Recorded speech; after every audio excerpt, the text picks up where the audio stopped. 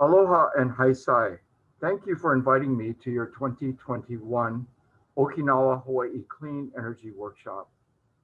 I am Alan Oshima, former president and CEO of Hawaiian Electric, now volunteering as Governor David Ige's economic and community navigator during the COVID-19 pandemic. I am honored to be a part of the workshop.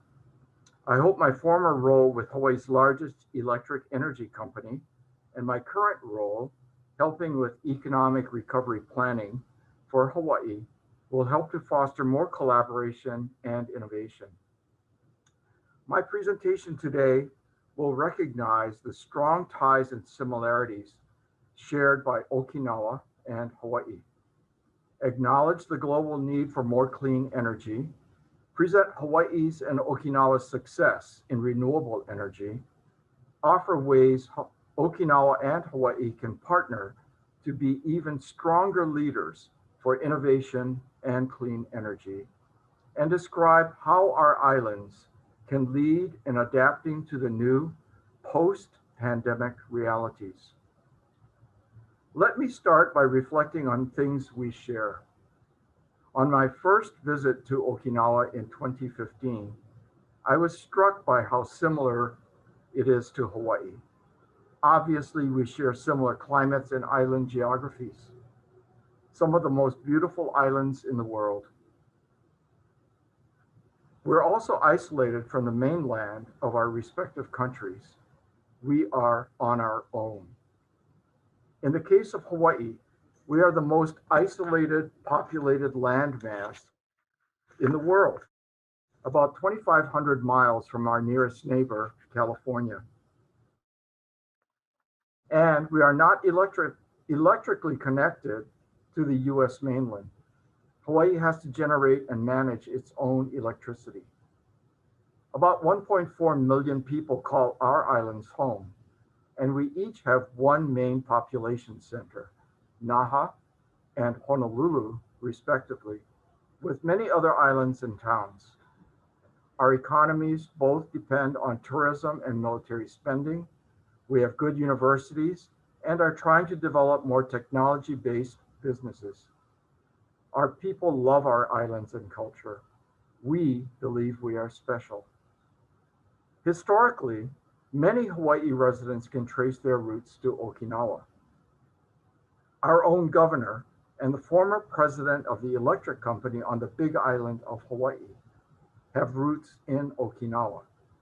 There are many other leaders in Hawaiian Electric and Hawaii state government that have family ties to Okinawa. So it was fitting that after World War II, community leaders in Hawaii organized to bring pigs to Okinawa to restore the livestock that had been devastated by the war. But it's not all positive. We also share challenges. Far removed from other economic regions, our economies are fragile, and many of our people move to find jobs elsewhere.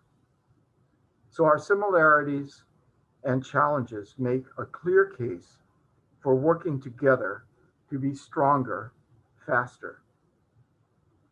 Islands are facing the climate change firsthand. Typhoons and sea level rise are clear indicators that change is happening and the pace is quickening. Climate change is real and everyone must work to combat it. We have to show the rest of the world that we can drive positive change. This is a picture version of sea level rise and how it might impact the downtown Honolulu area. One thing the pandemic showed us is we can clean the air when travel shuts down. The emissions from vehicles and aircraft was severely curtailed as the world went into lockdown mode in the spring and summer of 2020. Harmful emissions were cut when people stopped commuting to work and traveling for pleasure. Look at this photo showing the cleaner air quality in India. For a little while last year, the whole world breathed cleaner air. But this was temporary. As the economies revive across the globe, and as people again forget their efforts to live a simpler lifestyle, we will be faced again with more carbon emissions that will threaten the environment and public health. However, we can make a difference if we continue to change to cleaner sources of energy and transportation. That's the course Hawaii has chosen. Hawaii's Clean Energy Initiative, an agreement among Hawaiian Electric, the state of Hawaii, and the U.S. Department of Energy, started in 2008. Hawaii committed to reliably move to cleaner energy, help customers, and keep more energy revenues in Hawaii. In the last few years, Hawaii became bolder, committing to 100% renewable energy by 2045. And Hawaii is on track, reaching 30% renewable energy overall in the Hawaiian electric system and as high as 80% on Hawaii Island. Here's a list of achievement and facts. Hawaii's last coal-burning plant will be decommissioned in 2022. Coal will not be used in Hawaii after that. Over the past 8 years, Hawaii is using 20% less oil for power generation. Customers are helping. The average Hawaii household uses 42% less electricity than customers in the rest of the United States. Private rooftop solar is popular and is the largest power source during the day. There were only 370 private rooftop systems in 2007. Today, there's almost 81,000 private systems. About 1/3 of our houses have solar systems. And there's over 902 megawatts of solar in our system. In order to reach Hawaii's clean goals, we will need to develop the existing 80,000 systems in the next 25 years. We will have to double that amount. More renewable energy projects are being sought across all the islands. The process to acquire more must be fair, transparent, and result in system reliability. Because the U.S. military is a large customer and economic stakeholder in Hawaii, this reliability goal is very important to our national security. Like Okinawa, Hawaii's unique island setting requires many factors to be considered. Limited land availability, endangered species, community input, logistics, and the isolation from other power sources make our jobs more challenging. On the other side of the Pacific, Okinawa has made great progress in ocean thermal energy research and development of equipment that helps island system reliability. And in addition to OTEC in Kona, Hawaii has also started looking into wave energy potential. And during the working partnership between Hawaii and Okinawa, Hawaii has incorporated some lessons learned from Okinawa to help to manage our renewable energy systems. Hawaii and Okinawa have strengthened long-standing relationships due to mutual concerns about the environment and the adoption of renewable energy. Others are interested in what we are doing. I had the privilege to address the 4th annual ASEAN Solar Plus Energy Storage Congress in Manila in 2019. There, representatives from many Asian countries were amazed at Hawaii's commitment to clean, renewable energy and the incredible progress our small island state has achieved. Those representatives wanted to know more about our goals and policy, Each country has different challenges. All have the desire to be cleaner and have a stronger economy. Because Hawaii is not physically connected to the other states, as well as our well known Hawaiian culture that respects people and place. Many of the concerns people have about the USA are not imposed on Hawaii. It's almost like we are part of the US, but people think of us as a separate country. That can be a great benefit in working with other countries, especially in Asia.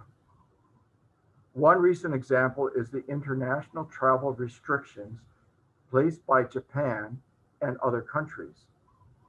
Governor Ige was able to reach agreement with the Japanese government to restart direct flights to Hawaii before similar flights are restored to the rest of the US. Similar agreements have been reached with Canada. Okinawa is closer than, than Hawaii to many Asian countries, and Okinawa has access to Japanese technology that can be of value to other areas in Asia. It seems natural then that if we combined our resources to promote clean energy development in other parts of Asia, we can be successful. We can help develop cleaner energy sources and economic development as well. Listed here are some technology and solutions that Hawaii and Okinawa could offer to other Asian markets. Hawaii and Okinawa could offer a wide variety of solutions, ranging all the way from customer sited levels to island system levels. The greenhouse gas threat to the world has been growing over the years. It's reaching a critical point. Everyone must be accountable. But many don't recognize the threat because its impact to personal lives has not been as apparent as the novel coronavirus. That does not make it less threatening to life as we know it. In fact, the impact will be devastating if we don't act. Perhaps the pandemic can teach us to prepare. Because the virus was deadly and spreading rapidly, we saw that people everywhere had to stay at home.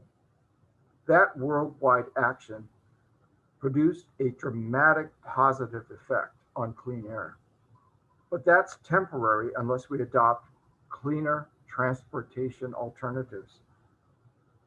Hawaii has a plan for electrifying transportation. There are economic and lifestyle benefits to our customers while everyone helps to clean the air. Over the next 20 years, $300 million in potential benefits may be realized to the state of Hawaii through lower utility system costs, gasoline, and maintenance savings to EV drivers. Currently, EVs are 5.4% of our vehicle market share, according to the Hawaii Dealers Association. EV registrations are increasing, while combustion engine vehicle registrations are decreasing. Oahu is also developing a light rail system, mostly elevated 20 miles, connecting the west side of Oahu to Honolulu. Rail will eliminate an estimated 40,000 car trips from our congested streets and highways. The train will use cars and systems developed by Hitachi. The City and County of Honolulu is committed to transform its public bus fleet to 100% renewable fuel buses by 2035. The city will be working to build a large charging bank for up to 32 electric buses by this spring. But there may be more organic changes that can transform our economies. People have become used to working from home. Remote work meant at first working close to the place of employment from the employees' homes. As the pandemic went on, business became enlightened and saw clear benefits from allowing remote work from anywhere. Employees with companies in California can choose to work from their apartments in Hawaii, for example. Hawaii has a program called Movers and Shakas to attract those workers, hopefully many with Hawaii roots, to come to Hawaii. As long as we have robust broadband and safe environments, many will choose to live in a place like Hawaii while earning good pay and benefits from offshore companies. A win-win. The same can apply to Okinawa. It takes a plan, economic incentives, and access to robust broadband. The pandemic also caused traditional education to change. Also, as the economies change, so must the workforce. There must be a concerted effort to predict the workforce changes that will be needed to create the economy and culture Okinawa and Hawaii desire. Education will be foundational. We've already started in connecting science and technology opportunities for students in Hawaii and Okinawa through robotics competitions. We can and should do more. A strategic plan must be created and action plans must be developed and implemented with education and government stakeholders. Hawaii's roadmap to economic recovery was quickly developed starting in April 2020. Governor Ige asked me to develop the Economic and Community Navigator Office, and we were able to come up with the phases of recovery. The slides show the stabilization, reopening, recovery, and resilience phases of our recovery plan. The guiding principle was public health, while we found ways to reopen our economy. In a tourism-based economy, that meant developing and implementing a safe travels program that requires pre-testing of travelers before entry into Hawaii, quarantining those who are not COVID negative, and working with many partners to make this happen. Since its launch on October 15, 2020, less than 1/3 of the former tourist arrivals has been restored. That was expected. It will take a while for tourists to feel safe to return and for our residents to feel safe about their return. We are now starting the long-range planning we are calling Hawaii 2.0, asking the community to say what Hawaii's economy should be and what it will take to get there.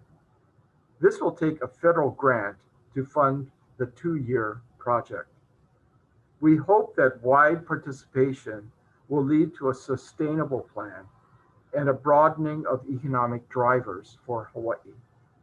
Perhaps our isolation will be less of an impediment and may become a benefit in the post-pandemic world. We'll see. It's been a pleasure sharing these thoughts with you. I know that Hawaiian Electric's president and CEO, Scott Seu, supports the working relationships that we have developed. There's a lot to do. Our Hawaiian host culture has a word for working together, laulima. Many hands working together with mutual respect can achieve great things. Let's work together. Mahalo.